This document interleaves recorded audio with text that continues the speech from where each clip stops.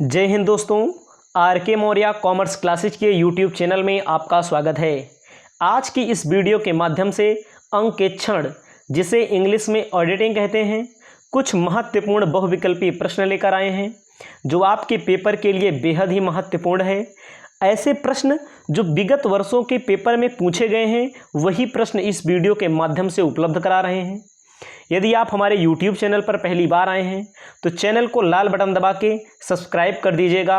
Commerce के सभी छात्र छात्राओं के पास शेयर कर दीजिएगा। ध्यान दीजिएगा, BCom की कोचिंग, MCom की कोचिंग और इंटरमीडिएट के छात्र छात्राओं के लिए ऑनलाइन कोर्स उपलब्ध करा रहे हैं, जिसमें न्यूनतम शुल्क पर online course serial wise topic to topic question आपको मिलेंगे। अगर आप ऑनलाइन कोर्स ज्वाइन करना चाहते हैं बेहद ही नाम मात्र के शुल्क में, तो हमारे कॉन्टैक्ट नंबर पर आप हमसे संपर्क कर सकते हैं। तो यहाँ पर प्रश्न की शुरुआत करते हैं। बहुविकल्पी प्रश्न आ चुका है स्क्रीन पर। कह रहा है, जीवन बीमा कंपनी का अंकेक्षण होता है। जो जीवन बीमा कंपनियां होती हैं उनका अंकेक्षण होता है। पहला कह रहा है अनिवार्य, दूसरा ऐच्छिक, तीसरा वैकल्पिक, इनमें से कोई नहीं। ध्यान दीजिएगा, कोई भी कंपनी होगी, किसी भी कंपनी का अंकेक्षण कराना अनिवार्य आता है। आपके पेपर में कंपनी से संबंधित प्रश्न पूछे तो कंपनी का अंकेक्षण कराना अनिवार्य होता है। इन सभी प्रश्नों को आप अपनी कॉपी में लिख लीजिए। 2019 में यह प्रश्न पूछा गया था। अगला प्रश्न है, कह रहा है सार्वजनिक कंपनी का अंकेक्षण होता है। सार्वजनिक कंपनी हमने पहले बता दिया, जितनी प्रकार की कंपनियां होती हैं लगभग सभी कंपनियों में अंकेक्षण कराना अनिवार्य होता है। तो क्या बोल रहा है, सार्वजनिक कंपनी का अंकेक्षण होता है अनिवार्य, ऐच्छिक, वैकल्पिक, इनमें से कोई नहीं। तो यहाँ पर ऑप्शन नंबर ए आपका सही होगा। सार्वजनिक कंपनी का अंकेक्षण कराना अनिवार्य होता है। उसके बाद अगला प्रश्न है, कह रहे हैं व्यक्तिगत अंकेक्षण होता है। व्यक्तिगत मतलब किसी व्यक्तिगत व्यवसाय से संबंधित। कह रहे हैं अनिवार्य, ऐच्छिक, वैकल्पिक, इनमें से कोई नहीं। ध्यान दीजिएगा, ऐच्छिक अंकेक्षण जो होता है, व्यक्तिगत अंकेक्षण जो होता है, उसका उत्तर हमेशा ऐच्छिक होता है। आपकी इच्छा कहे तो अंकेक्षण का कार्य करवाइए, आपकी इच्छा ना कहे तो अंकेक्षण का कार्य मत करवाइए। उसके बाद अगला है, एकाकी व्यापार का अंकेक्षण होता है। एकाकी व्यापार का मतलब होता है जो व्यक्ति अकेला व्यापार करता है उसका अंकेक्षण क्या होता है। कह रहा है ए अनिवार्य, बी ऐच्छिक, वैकल्पिक, इनमें से कोई नहीं। तो यहाँ पर एकाकी व्यापार का जो आंसर होगा वो होता है ऐच्छिक। एकाकी व्यापार में चाहे आपकी इच्छा है तो आप अंकेक्षण करवाएं, अगर आपकी इच्छा नहीं है तो आप अंकेक्षण ना करवाएं। ध्यान दीजिएगा, अगला प्रश्न आ चुका है। कह रहा है साझेदारी संस्था का अंकेक्षण होता है।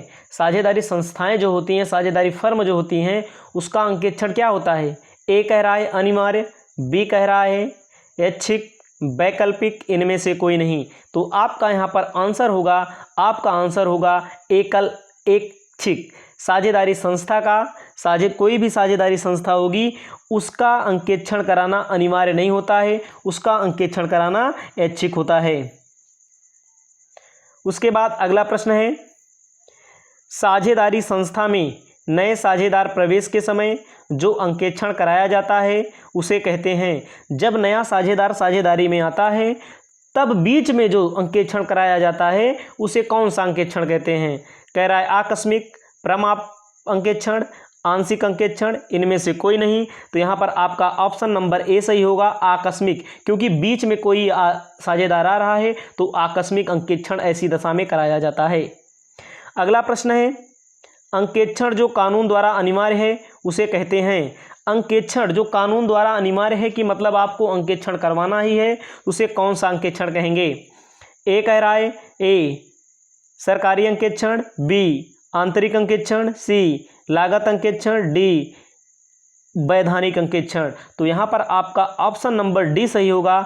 जो सरकार द्वारा, जो कोई कानून द्वारा अनिवार्य हो, कानून द्वारा अनिवार्य कौन सा अंकेक्षण होता है, वैधानिक अंकेक्षण। पेपर में आपसे पूछ सकता है वैधानिक अंकेक्षण किसे कहते हैं, तो आपको लिखना है ऐसा अंकेक्षण जो कानून द्वारा अनिवार्य होता है उसे वैधानिक अंकेक्षण के नाम से जानते हैं। कह रहा है अगला, अंतरिम अंकेक्षण कब कराया जाता है? अंतरिम अंकेक्षण कब कराया जाता है? ए वर्ष के प्रारंभ में, बी वर्ष के अंत में, सी वर्ष के मध्य में, डी कभी भी। तो यहाँ पर आपका आंसर होगा वर्ष के मध्य में। सी नंबर ऑप्शन आपका सही होगा, वर्ष के मध्य में आंतरिक अंकेक्षण कराया जाता है। अगला है, चालू अंकेक्षण से आंतरिक अंकेक्षण का प्रभाव कर्मचारियों पर बढ़ता है, घटता है, स्थिर रहता है, इनमें से कोई नहीं। ध्यान दीजिएगा, तो यहाँ पर चालू अंकेक्षण मतलब जो अंकेक्षण हमेशा चलता रहे। तो अगर चालू अंकेक्षण हमेशा अंकेक्षक का कार्य चलता रहेगा तो अंकेक्षक का काम, अंकेक्षक का जो प्रभाव होगा, जो अंकेक्षक के मन की डर होगी वो घटता है। यहाँ पर ऑप्शन आपका बी नंबर सही होगा। अगला प्रश्न, आंतरिक अंकेक्षण के कार्य के लिए आवश्यक है। कोई व्यक्ति आंतरिक अंकेक्षण कराना चाहता है, उसके लिए योग्यता क्या होती है आंतरिक अंकेक्षण करने की? कह रहा है चार्टर्ड अकाउंटेंट होना, वाणिज्य स्नातक होना, लागत लेखाकार होना, इनमें से कोई नहीं। ध्यान दीजिएगा, अंकेक्षण का कार्य चार्टर्ड अकाउंटेंट करता है, तो आपका ए नंबर ऑप्शन सही होगा। अगला प्रश्न आपके सामने है, नकद लेखों का अंकेक्षण क्या कहलाता है? नकद लेखा मतलब नगद लेन देन से संबंधित जो अंकेक्षण होता है। ए संचालन अंकेक्षण, बी रोकड़ अंकेक्षण, सी मध्य अंकेक्षण, डी विशिष्ट मध्य। तो यहाँ पर जो नगद लेन देनों से संबंधित अंकेक्षण होता है वह रोकड़ अंकेक्षण होता है। बी नंबर ऑप्शन आपका सही होगा। अगला, आंतरिक अंकेक्षण का उद्देश्य होता है खाता बही की शुद्धता जांचना, छल कपट का पता लगाना, उपर्युक्त दोनों। आंतरिक अंकेक्षण का जो उद्देश्य होता है, आंतरिक अंकेक्षण का जो उद्देश्य होता है खाता बही की शुद्धता की जांच करना, छल कपट का पता लगाना, उपर्युक्त दोनों, लाभ हानि खाता तैयार करना। यहाँ पर ऑप्शन नंबर सी आपका सही होगा। ऑप्शन नंबर सी जो सही होगा, उपर्युक्त दोनों सही होगा।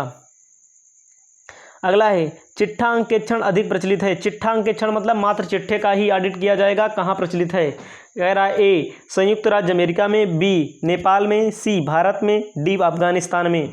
तो ए आपका सही होगा, संयुक्त राज्य अमेरिका में। अगला प्रश्न है, चालू अंकेक्षण किसके लिए उपयुक्त होते हैं? चालू अंकेक्षण किस संस्थाओं के लिए उपयुक्त होते हैं? बड़ी संस्थाओं के लिए, छोटी संस्थाओं के लिए, सामान्य संस्थाओं के लिए, इनमें से कोई नहीं। तो यहाँ पर आपका ऑप्शन नंबर ए सही होगा, बड़ी संस्थाओं के लिए चालू अंकेक्षण उपयुक्त होता है। अगला है, वैधानिक अंकेक्षण होता है अनिवार्य, ऐच्छिक, अपव्यय मात्र, इनमें से कोई नहीं। वैधानिक अंकेक्षण ऐसा अंकेक्षण जो आपको करवाना ही होगा, यानी कि वैधानिक अंकेक्षण अनिवार्य अंकेक्षण होता है। ऑप्शन नंबर ए आपका सही होगा। अगला प्रश्न आपके सामने है, आंतरिक अंकेक्षण कहलाता है सार्वजनिक अंकेक्षण, निजी अंकेक्षण, वार्षिक अंकेक्षण, आकस्मिक अंकेक्षण। आंतरिक अंकेक्षण कहलाता है, तो आंतरिक अंकेक्षण इसमें क्या कहलाता है, इसके बारे में आप हमें बताएंगे।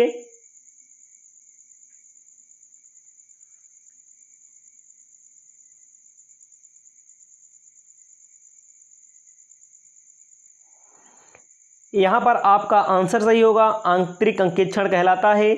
आंतरिक अंकेक्षण जो होता है वो कहलाता है कि आकस्मिक अंकेक्षण। आंतरिक अंकेक्षण कहलाता है। यहां पर आपके लिए उत्तर जो होगा, इसमें उत्तर गलत। यहां पर आंतरिक अंकेक्षण में आपका आंसर सही होगा, निजी अंकेक्षण कहलाता है। अगला है, आंतरिक अंकेक्षण का गुण है, आंतरिक अंकेक्षण का गुण है क्या? पूंजी क्षरण पर नियंत्रण करता है, नियंत्रण लेखा प्रणाली की जांच करता है, छल कपट पर नियंत्रण करता है, उपरोक्त सभी। तो आपका ऑप्शन नंबर डी सही होगा, उपरोक्त सभी का कार्य करता है। अगला है, चिट्ठा अंकेक्षण सहायक होता है। चिट्ठा अंकेक्षण के लिए क्या सहायक होता है? रोकड़ प्रवाह विवरण, कोष प्रवाह विवरण, अनुपात विश्लेषण, उपर्युक्त सभी। देखिए, चिट्ठा अंकेक्षण आपके लिए कराना है तो ये चारों चीज़ें, तीनों चीज़ें होनी चाहिए, तो आपके लिए और अच्छी सहायता मिलेगी। यहाँ पर उपरोक्त सभी, डी नंबर ऑप्शन आपका सही होगा। अगला है, प्रन्यास का अंकेक्षण है। प्रन्यास मतलब होता है जो ट्रस्ट होता है, उसे हिंदी में, शुद्ध हिंदी में प्रन्यास कहते हैं। प्रन्यास का जो अंकेक्षण कराया जाता है, प्रन्यास का अंकेक्षण पहला कह रहा है अनिवार्य। अनिवार्य होता है, ऐच्छिक होता है, वैकल्पिक होता है, इनमें से कोई नहीं। तो यहाँ पर आपको ध्यान देना है, प्रन्यास का अंकेक्षण पृष्ठ का अंकेक्षण ऐच्छिक माना जाता है। अगला है, चिट्ठा अंकेक्षण में किसकी जांच होती है? केवल अस्थायी संपत्तियों की, केवल अस्थायी दायित्वों की, सभी संपत्तियों एवं दायित्वों की। चिट्ठा में सभी संपत्तियों एवं दायित्वों की जांच होती है। ऑप्शन नंबर सी आपका सही होगा। अगला है, किस अंकेक्षण में कुछ विशेष खाते व मदों के रूप से जाने जाते हैं? मतलब कि किस अंकेक्षण में कुछ विशेष खाते एवं विशेष मद होनी चाहिए की जांच की जाती है? अंतरिम अंकेक्षण की, प्रक्रिया अंकेक्षण की, आकस्मिक अंकेक्षण की, प्रमाप अंकेक्षण की। तो यहाँ पर आपका आंसर होगा प्रमाप अंकेक्षण में कुछ विशेष मदों की जांच की जाती है, कुछ विशेष मदों की, कुछ विशेष खातों की जांच करते हैं प्रमाप अंकेक्षण के अंतर्गत। अगला प्रश्न है, प्रमाप अंकेक्षण का गुण है। प्रमाप अंकेक्षण का गुण क्या है? प्रमाप अंकेक्षण का गुण क्या है? जांच संभव होना, शीघ्र रिपोर्ट मिलना, नए मानकों का विकास करना, उपरोक्त सभी। तो यहाँ पर आपका ऑप्शन नंबर डी सही होगा, उपरोक्त सभी। अगला प्रश्न है, किसी विशेष समय पर कराया जाता है लागत अंकेक्षण, चिट्ठा अंकेक्षण, आकस्मिक अंकेक्षण, आंशिक अंकेक्षण। तो यहाँ पर किसी विशेष उद्देश्य या किसी विशेष समय के लिए आकस्मिक अंकेक्षण कराया जाता है जो अचानक होता है। अगला प्रश्न है 67 नंबर, नहीं अगला प्रश्न, किस दशा में आकस्मिक अंकेक्षण कराया जाता है? साझेदारी के प्रवेश के समय, दो संस्थाओं के सम्मिलन पर, उपरोक्त दोनों, इनमें से कोई नहीं। तो यहाँ पर कोई नया साझेदार आता है तब आकस्मिक अंकेक्षण कराएंगे, दो संस्थाएं सम्मिलन मतलब जब एक साथ मिल जाती हैं तब भी कराएंगे। ऑप्शन नंबर सी आपका यहाँ पर सही होगा। अगला है, आकस्मिक अंकेक्षण का लाभ है। आकस्मिक अंकेक्षण का लाभ क्या होता है, इसमें आपको बताना है। कह रहे हैं आर्थिक स्थिति के बारे में जानकारी, ख्याति में वृद्धि, उपरोक्त दोनों, इनमें से कोई नहीं। तो यहाँ पर उपरोक्त दोनों होगा क्योंकि आकस्मिक अंकेक्षण से जानकारी मिलती है, आर्थिक स्थिति की और ख्याति में वृद्धि भी होती है। उपरोक्त दोनों आपका आंसर सही होगा। इस वीडियो में इतना ही। इसी प्रकार की और भी महत्वपूर्ण वीडियो पाने के लिए चैनल को सब्सक्राइब करें, कॉमर्स के सभी छात्र छात्राओं को शेयर करें। जय हिंद, जय भारत। अब आपको मिलेंगे नई वीडियो में नए टॉपिक के